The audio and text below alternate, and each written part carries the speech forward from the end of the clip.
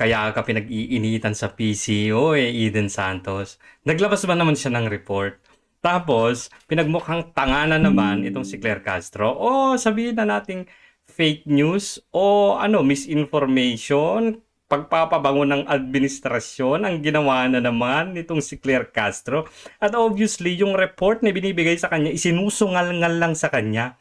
Hindi talaga niya binabasa. So pero bago natin puntahan yung report ni Eden Santos, kung talagang kung saan talaga namang sinampal na naman itong si Claire Castro, panoorin muna natin itong itong press briefing ni Claire Castro. Eto, ang yabang pa no? Pero gusto kong pansinin ninyo yung kamay niya, kung paano niya buklatin yung report. Ma'am palang i-update po kayo dahil nung nakaraang araw po ay humihingi po kayo. Hindi po kayo, si Eden ang humingi ng mga pangalan ng barangay. Napakarami po at hindi ko po ito mababasa sa inyo, mauubos po. Pansinin ninyo yung kamay kung paano yung ginawa niya Ang araw natin, kung babasahin ko sa inyo bawat isa. So ibibigay ko na lamang sa binuklat niya. Binuklat pa, chinek. Nakikita nyo yung isa dyan? Walang laman. Parang front page lang yata may laman inyong opisyal, itong mga kopya. Nandito po, yung sasabi yung mga barangay na... Anong sinasabi nyong barangay? Yung mga barangay na hinahanap sa'yo. Nasasabi natin drug clear, drug free. So ibibigay ko po sa inyo ang summary dahil ngayon lamang po binigay sa atin. Summary na lang ngayon. Mamaya ka, babanatan ka ni Eden. Ng PIDEA. At ang iba mga pangalan po ng barangay ay ibibigay ko rin po sa inyo pero hindi ko po lahat masasabi. Meron dito pong pangalan daw ng barangay Pangalan ng barangay. Tandaan nyo yung mga sinasabi nito. Hipid sa Lope de Vega sa Northern Samar, San Jose, Barangay Meron siya. San Jose sa Municipality ng Lope de Vega, Northern Samar. Jebonawan, Lope de Vega, Northern Samar. Sige, puntahan na natin. Huwag na nating patagalin to. Ipasok mo nga yan, Eden Santos.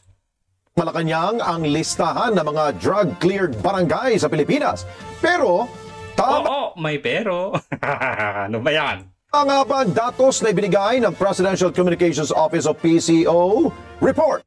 Tama nga daw ba yung data na yung impormasyon na binigay ng PCO? Compare sa ibinigay ng PIDEA? Mula kay Eden Santos. At nandito po yung iba mga pangalan. Dito po. Sa wakas ay nagbigay na ng listahan ng Malacanang ng mga pangalan ng mga barangay sa bansa na idiniklarang drug cleared ng administrasyon ni Pangulong Ferdinand Marcos Jr. Salamat naman.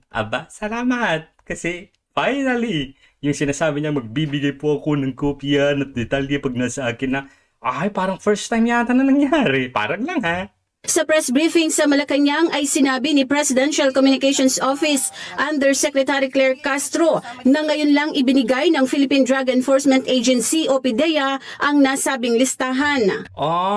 So meron nang sinabi sa inyo na i-report mo ito as good news pero wala kang nakikitang listahan. So isinusungal-ngal lang talaga sa iyo yung mga sasabihin mo kasi yun lang naman talaga ang rule mo diyan di ba? Ngayon binigyan ka hindi mo pa rin binasa, ganun. Tuloy natin daw. So ibibigay ko na lamang sa inyong opisyal itong mga kopya. Nandito po yung sasabi yung mga barangay na nasasabi natin drug clear, drug free. Hawak na natin ngayon yung Patay tayo dyan. Hawak na daw niya ngayon. Ano masasabi mo ngayon? Satisfied ka na ba, my favorite reporter? Listahan ng mga pangalan ng drug-cleared na mga barangay nationwide ayon sa Presidential Communications Office o PCO sa pamamagitan ni Undersecretary Claire Castro. So tinignan natin yung mga listahan. Walang nakalagay kung kailan nagsimula. Ano to, totality? Ano to, kasama pa nung panahon ni Pangulong Duterte yung mga barangay na isinama dyan? Wala daw date kung kailan nag-umpisa. Patay tayo dyan. Na na-cleared yung barangay sa illegal na droga, nakalagay lamang ay as of June 2025. As of June 2025? Kailan kaya yung umpisa niyan?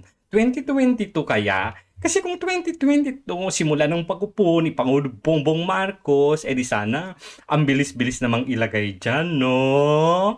From June 2022 to June 2025. Pero bakit hindi nyo inilagay? Mga bilang lamang po ng mga barangay yung nandito at wala yung mga pangalan. Yung binigay niya, yung mga pangalan, yung mga number lang ng barangay. Wala yung mga pangalan. Pero kung babalikan natin dito, sabi niya, eto yung mga listahan. Po ng barangay ay ibibigay ko rin po sa inyo pero hindi ko po lahat Yung mga listahan ng mga barangay, ibibigay ko din sa inyo. masasabi. Meron dito pong maghipid sa Meron pa siyang binasa. Pero hindi ibinigay. Ba't hindi mo binigay yung listahan ng pangalan ng mga barangay? Bakit yung mga bilang lang ng barangay yung binigay mo? Balikan natin to.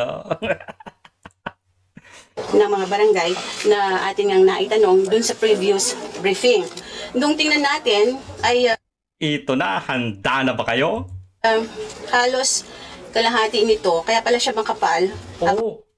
Kaya daw siya makapal dahil Ang pinapakita niya kanina sa briefing, kalahati po nitong mga to ay mga blankong papel. kalahati ay blankong papel.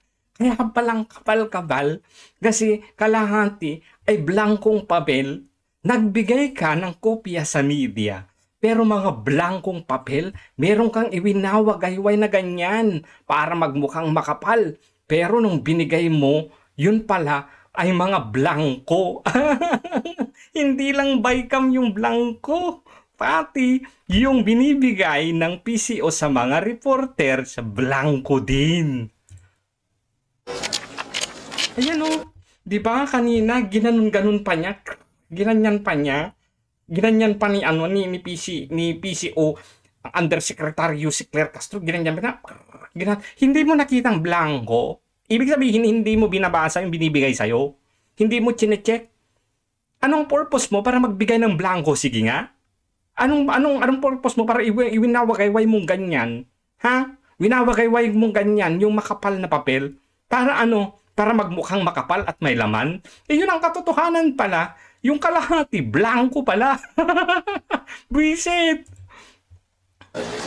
Sa July 3, 2025 press briefing ay ipinagmalaki ni Castro na nasa Grabe ito rin pinagmalaki.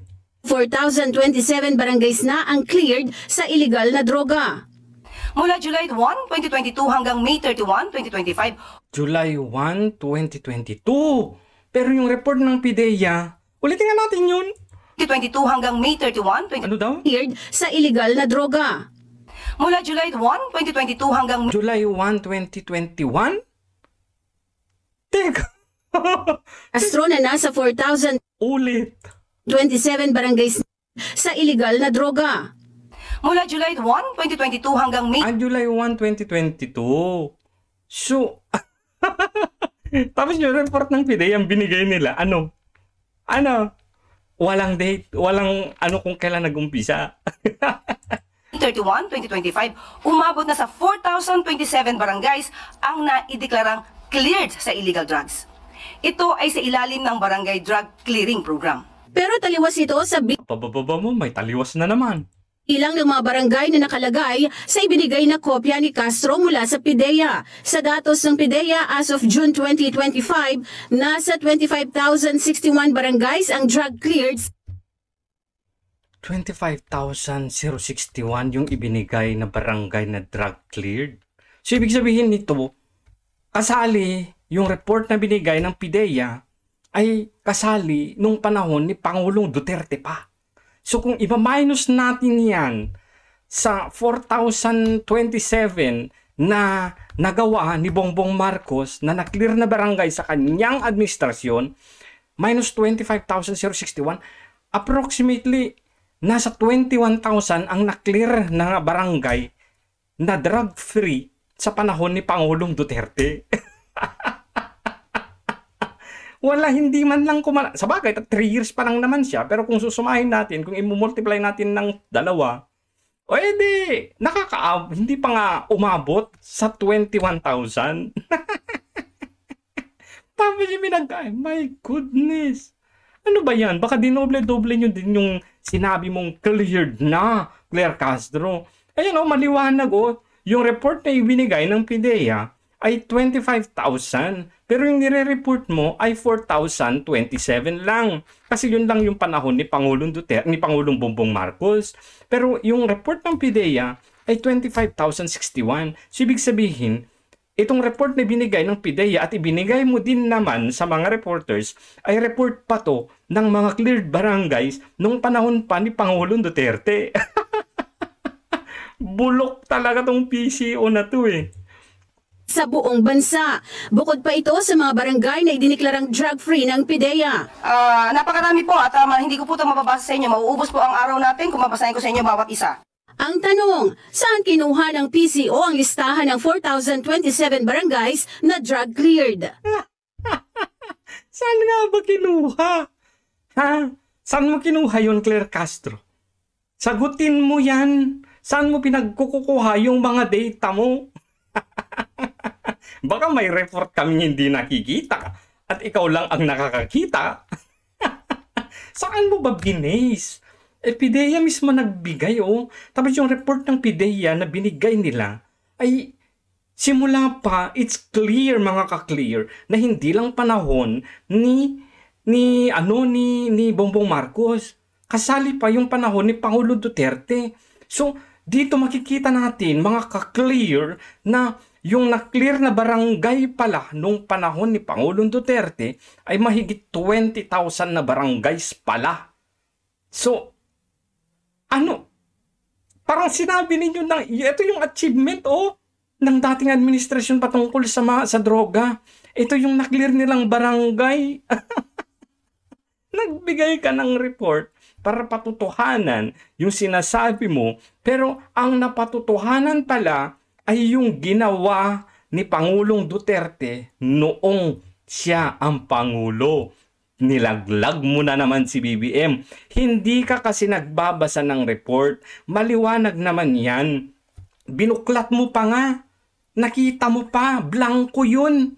Tapos binigay mo lang din. Isinungal-ngal sa'yo, sinungal-ngal mo din sa mga reporters. So, sa halip kasi, Claire Castro, na pag-aralan mo yung trabaho mo, anong ginagawa mo? Nagbablog ka pa. Yung oras mo para sa pagbablog, bakit hindi mo na lang ilaan para naman mag-aral ka? Para naman gumanda-ganda ang performance mo diyan sa PCO bilang press secretary o press briefer. Huwag kasi puro vlog ang ginagawa mo. Mag-aral ka, nakakahiya ka.